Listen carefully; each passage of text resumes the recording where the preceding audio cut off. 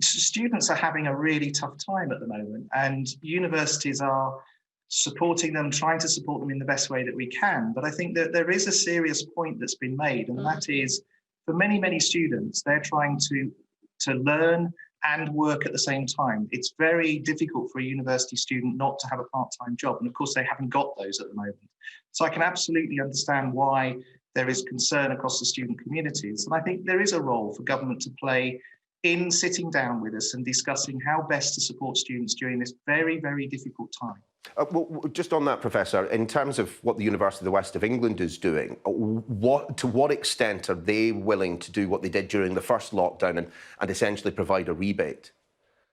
So we've already done it, we've announced it, and many, many other universities have done likewise. Now, of course, the difficulty for us at the moment is we don't know how long at the moment this particular lockdown will last. I suspect that what we've done is initially indicated a 6-week period, but I suspect it's going to be longer than that.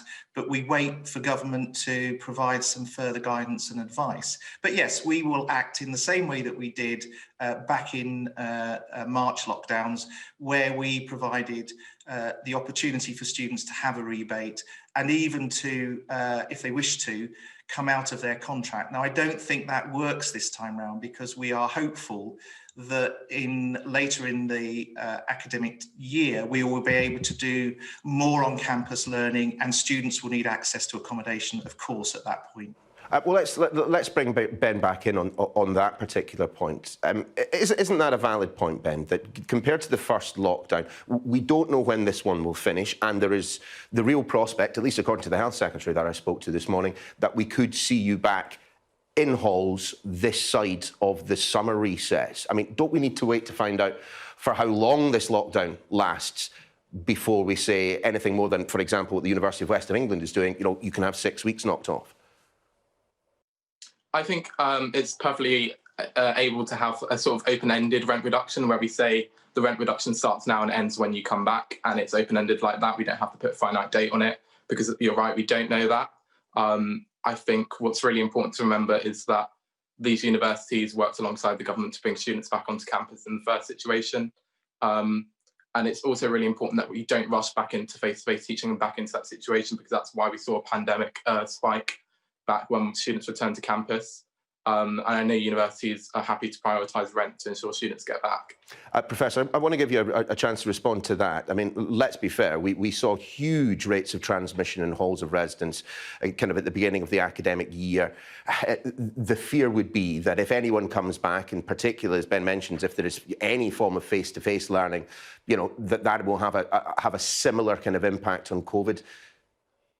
So 2 things really. Universities are open, and we do have students back, and we are providing face-to-face teaching for a smaller group of students. So medical students, healthcare students, teachers, social workers, they're all considered as frontline, and they are engaging in face-to-face blended learning. So it's a combination of online and on campus. I've got about 1,800 students on campus at the moment, and of course we're supporting those students as well. And we're continuing to support research postgraduate students as well. So the universities are open, and we're managing the situation. But of course, we all need to recognise that lives are being lost.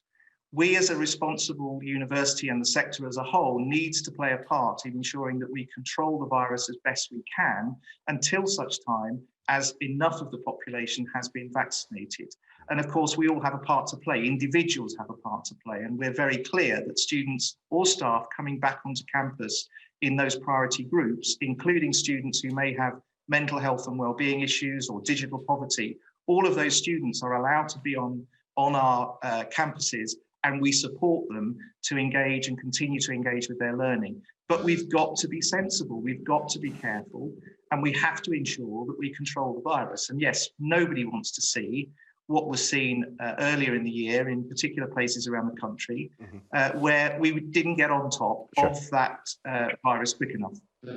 Gents, good to get the view from both sides of this debate. And Ben, all the very best of luck with your university career. Gents, thanks very much for joining us in the programme this morning.